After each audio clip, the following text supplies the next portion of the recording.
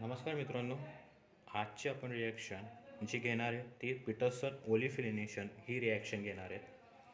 आता नावात जसं आहे पीटरसन ओलिफिलिनेशन म्हणजे काय की आपल्याला कार्बन कार्बनमध्ये डबल बॉन्ड आणायचं आहे. त्याला आपण काय म्हणू शकतो? ओलिफिलिनेशन. ओके. ओलिफिन म्हणजे आपल्याला माहिती आहे की कार्बन कार्बनमध्ये जर डबल बॉन्ड असेल त्याला आपण काय म्हणतो? ओलिफिन म्हणतो.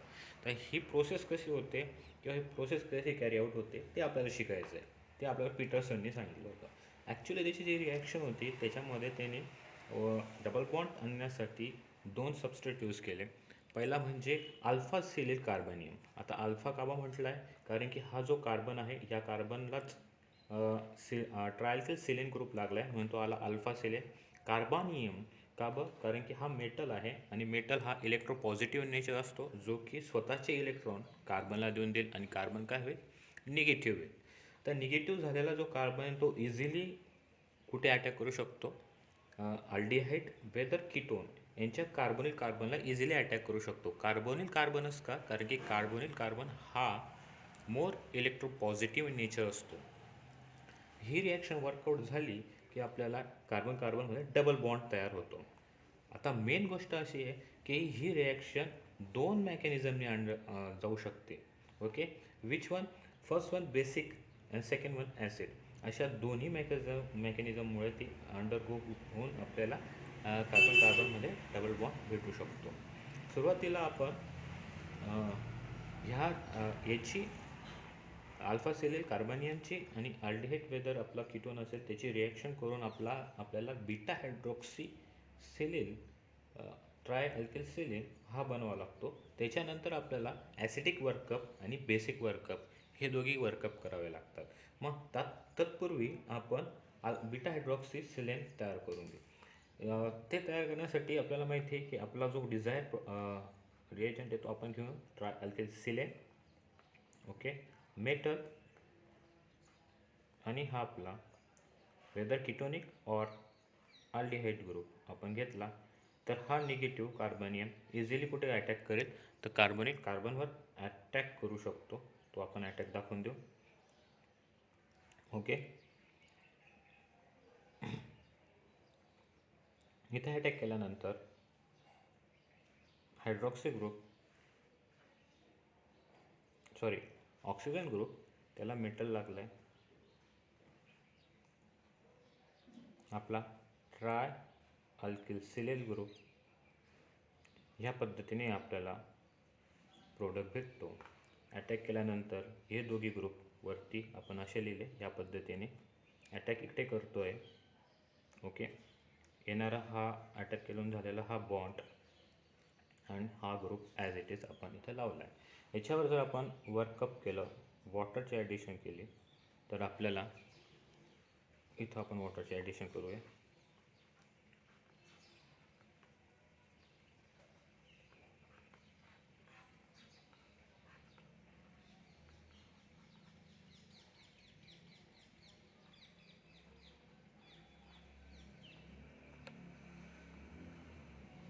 ओके. तर वर्कअप करून आपल्याला easily beta hydroxy tri alkyl cell हा ग्रुप तयार होतो आणि याच्यावर आपल्याला ॲसिडिक किंवा बेसिक मेकॅनिझम फॉलो करायचं आहे. ॲसिडिक आणि बेसिक मेकॅनिझम फॉलो करण्यासाठी आपल्याला जनरली स्टिरोकेमिस्ट्रीचा विचार करायचा आहे. कारण की ॲसिडिक जर आपण रिॲक्शन केली तर त्याची स्टिरोकेमिस्ट्री अलग असते आणि जर बेसिकमध्ये आपण वर्कआउट केलं तर त्याची स्टिरोकेमिस्ट्री सम अबाउट वेगळी असते.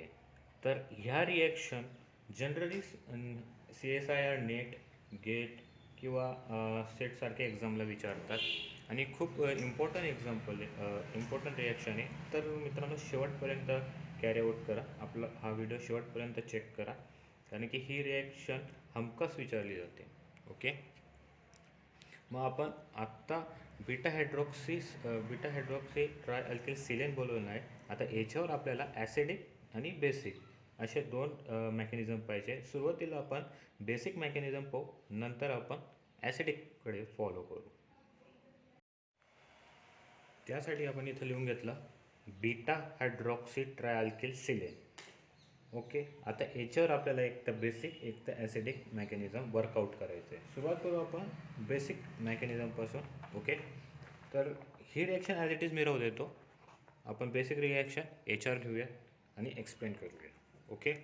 तर आपल्याला लागणारे बेस आणि आपण जो बनवलेला जो प्रोडक्ट आहे ट्रायल्किल सिलेल, तो सॉरी बीटा हायड्रॉक्सिल ट्रायल्किल सिलेल हा ग्रुप. ओके. मग आपण तो घेऊया. काय पाहिजे मला, हा ग्रुप पाहिजे आहे, तो मी ॲज इट इज लिहून घेतो.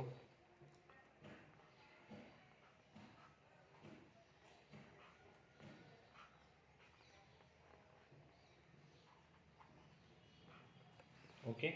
आता इथं आपल्याला टाकायचं आहे बेस. ओके. जर आपण बेस टाकला तर बेस ॲक्च्युली कोणता प्रोटॉन घेऊ, हा प्रोटॉन घेऊ, कारण की ऑक्सिजनच्या जवळचा जो प्रोटॉन असतो तो मोर प्रोटॉनिक असतो, म्हणून तो प्रोटॉन एक्सट्रॅक्शन करतो. याच प्रोसेसला प्रोटोनेशन असंही म्हणता येऊ शकतं. मग आपल्याला काय मिळालं ते आपण काढून घेऊ. ॲज इट इज हा आपण प्रोटॉन एक्सट्रॅक्ट केला गेला आहे बेसचा, म्हणून हा झाला ओ निगेटिव्ह. ओके. निगेटिव्ह चार्ज देऊन दिला ट्राय अल्किल सेलेन. आता आपल्याला एक गोष्ट माहिती आहे. ती गोष्ट म्हणजे की ऑक्सिजन आहे आणि सिलिकॉन जे आहे ते एकमेकांना खूप काय करतात, त्यांना एकमेकांची खूप ॲफिनिटी असते आणि ॲफिनिटीमध्ये ते काय करतात, ते बॉन्ड फॉर्मेशनमध्ये भाग घेतात. जर बॉन्ड फॉर्मेशनमध्ये भाग घेतला त्यांच्यापासून जो बनणारा बॉन्ड जो आहे तो स्ट्रॉंग बॉन्ड असतो. ओके. आता इथं जर पाहिलं आपण, इथं मॅकॅनिझम जे आहे ते 4 मेंबर रिंग थ्रू वर्कआउट होणार आहे. म्हणजे जर ऑक्सिजन आणि ट्रायल्किल सिलेन हे दोघी ग्रुप्स सीस असतील तरच आपल्याला ती रिंग फॉर्म करता येईल. वेदर जर ट्रायल्किल सिलेन बॅक साईडला असेल तर त्याला फ्रंट साईडला यावं लागेल. म्हणजे आपल्याला एक इथं काय सांगायचं, स्टिरोकेमिस्ट्री सांगायचं आहे. म्हणजे बेसमध्ये ऑक्सिजन आणि ट्रायल्किल सिलेन हे दोघी एकाच साईडला पाहिजे. जर अबो असतील तर अबोस पाहिजेत आणि जर बिलो असतील दोघी ग्रुप बिलोस पाहिजेत. वेदर अशी कंडिशन असेल की एक अबो असेल आणि एक बिलो असेल, त्यावेळेस ते आपल्याला रोटेट करावं लागेल आणि त्यांना एका सेम डायरेक्शनला वेदर अपसाईड और डाऊन साईडला आणावं लागेल, मग पुढचं वर्कअप होईल. हे लक्षात ठेवायचं आहे. जर बेस असेल तर आपल्याला सीन एलिमिनेशनच होतं. ओके. हवं तर आपण तर लिहून घेऊ पुढे की ते काय असेल, सीन एलिमिनेशन असेल. ओके. दोघी ग्रुप कसे पाहिजे, सिस पाहिजे, म्हणून आपण इथं सिस आणि मार्क आउट करून घेऊ, बॉक्स करून घेऊ. कसे पाहिजे, तर आपल्याला सिस ग्रुप पाहिजे. हे लक्षात ठेवा मित्रांनो, जर अपोजिट असतील, ऑक्सिजन ग्रुप अबो असेल किंवा सिले ग्रुप बिलो असेल तर आपल्याला रोटेट करणं गरजेचं आहे. मग हवं तर आपण त्याला रोटेट करून घेऊ. इथं दाखवून देऊ, हा ग्रुप आहे ऑक्सिजन, बिलोला दाखवतोय आणि ट्राय अल्किल सिलेन अबोला दाखवतोय. ओके. अशी जर कंडिशन असेल तर आपल्याला हा बॉन्ड रोटेट करावा लागेल. रोटेट करून आपल्याला दोघी काय करावं लागेल, अबोला येतील. ओके.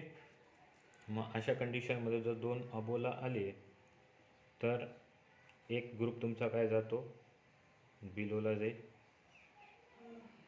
इथं एक ग्रुप मी अबो दाखवतो आणि एक ग्रुप बिलो दाखवतो. ओके. मग अशा वेळेस जर आपण रोटेट केला, R, R dash, R double dash, R triple dash, तर इथं जे येतील आर ट्रिपल डॅश आणि आर डॅश बाकीचे ग्रुप आहेत त्यांची पोझिशन काय होऊन जाईल, चेंज होऊन जाईल.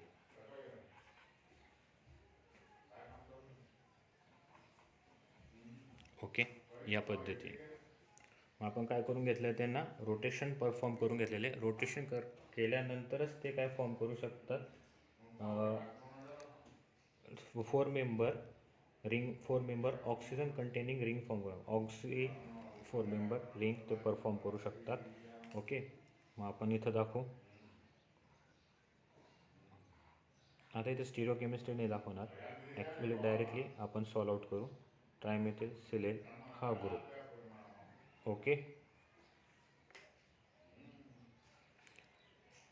आता जर पाहिलं तर इथं आता आपलं काय होईल, जी 4 मेंबर रिंग असते ती स्टेबल रिंग नसते, हे आपल्याला माहिती आहे. स्टेबल रिंग नसते म्हणून ती काय लवकरात लवकर काय होणार आहे, ब्रेक होणार आहे. तर ब्रेकिंग कुठनं होणार आहे ते आपल्याला चेक करायचं आहे. इथं जर आपण चेक केलं तर ऑक्सिजन आणि सिलिकॉन यांची बॉन्ड जो असतो तो भरपूर प्रमाणात स्ट्रॉंग बॉन्ड असतो, तो इझिली ब्रेक होत नाही, म्हणून त्याचे चान्सेस ब्रेक होण्याचे कमी आहेत. नंतर जर पाहिलं तर ऑक्सिजन आणि कार्बन हा बॉन्ड पण बऱ्यापैकी कार्बन कार्बन पण हा स्ट्रॉंग बॉन्ड आहे. ओके. पण कार्बन सिलिकॉन हा एवढा स्ट्रॉंग बॉन्ड नाही, तो त्याला थोडी जरी एन्थॅल्पी भेटली, थोडी जरी एनर्जी भेटली, तो काय होऊन जाईल, ब्रेक होऊन जाईल. म्हणून आपण तो ब्रेकिंग दाखवून देऊ. हा बॉन्ड इकडे शिफ्ट झाला की लगेच हा बॉन्ड इकडे शिफ्ट होईल आणि आपला जो डिझायर प्रोडक्ट आहे ओलिफेन तो आपल्याला मिळेल. ओके.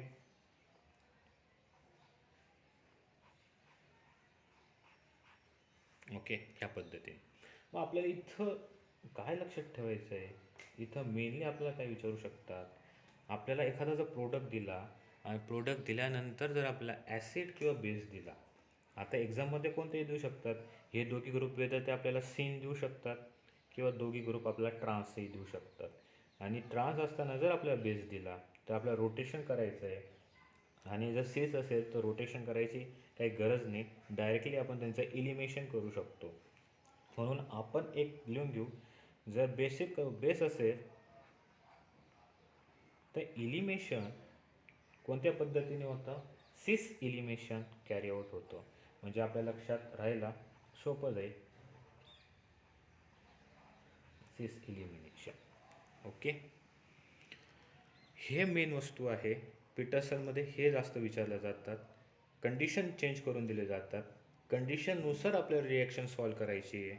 जर आपल्याला ॲसिडिक कंडिशन दिली किंवा बेसिक कंडिशन दिली, बेसिक असेल तर सिस इलिमिनेशन करायचं आहे, आणि याच्याच उलटं जर ॲसिड असेल तर अँटी इलिमिनेशन करायचं आहे. मग त्यावेळेस दोघी ग्रुप आपल्याला चेक करावे लागतात, एक अल्फा हायड्रॉक्सी आणि काय ट्राय अल्किल सिलिन, हे दोघी ग्रुप आपल्याला चेक करूनच पुढची रिॲक्शन परफॉर्म करायची असते. आता आपण पीटरसन ओलिफिलेशन ॲसिड वर्कआउट कसं होतं ते चेक करणार आहे. Okay, let's start. आता मित्रांनो आपण ॲसिडिक वर्कअप सुरू करूया. ॲसिडिक वर्कअप सुरू करण्यासाठी तोच आपला जो beta hydroxy tri alkyl silyl group होता तोच ॲज इट इज घेणार आहेत आपण. तो लिहून घेऊ आपण, beta hydroxy tri alkyl silyl group. Okay. याच्यामध्ये काय टाकणार आहे आपण, आता ॲसिड टाकणार आहे. आता बेस वर्कअप झालं, आता आपण काय करणार आहे, ॲसिड वर्कअप झालं. तर ॲसिड टाकताच इथं मित्रांनो ऑक्सिजनवर लोन पेअर असतो, जो की काय करेल, प्रोटॉन एक्स्ट्रॅक्शनचं काम करेल. ओके. प्रोटॉन एक्स्ट्रॅक्शनचं काम केल्यानंतर पुढे तो काय होईल ते आपण लिहून घेऊ. ऑक्सिजनवर 2 प्रोटॉन, म्हणजे ऑक्सिजन काय होईल तुमचा पॉझिटिव्ह नेचर होईल. ओके. SiR3. आता आपल्याला माहिती आहे की वॉटर मॉलिक्यूल जो आहे तो बेस्ट लिव्हिंग ग्रुप असतो. तर बेस्ट लिव्हिंग ग्रुप आपण त्याला तयार केलेला आहे, तो आत्ता इलिमेट होऊ शकतो.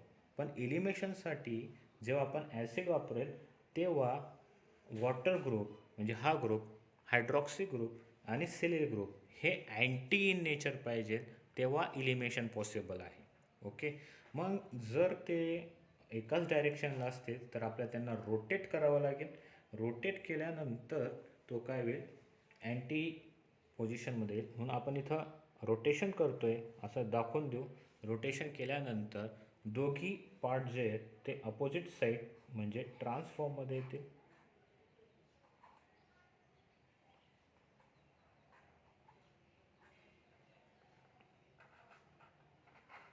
सिलिल ग्रुप म्हणजे तुम्हाला ह्या रिॲक्शनमध्ये एकच लक्षात ठेवायचं आहे, जर दोघी एकाच डायरेक्शनला असतील, स्टिरिओकेमिस्ट्री जर त्यांची सेम असेल, अबो असेल, तर ते आपल्याला एकाची काय करायची, एकाची आपल्याला अबो करायची आहे आणि एकाची आपल्याला काय करायची आहे, बिलो करायची आहे. असं जर केलं तरच ही रिॲक्शन पॉसिबल आहे, तरच ॲसिडिक मीडियममधनं ही वर्कआउट होऊ शकते. ओके.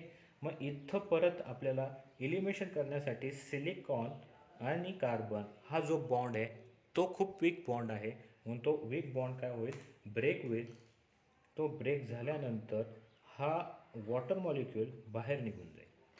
वॉटर मॉलिक्यूल बाहेर निघाला ते आपण दाखवून देऊ -O2.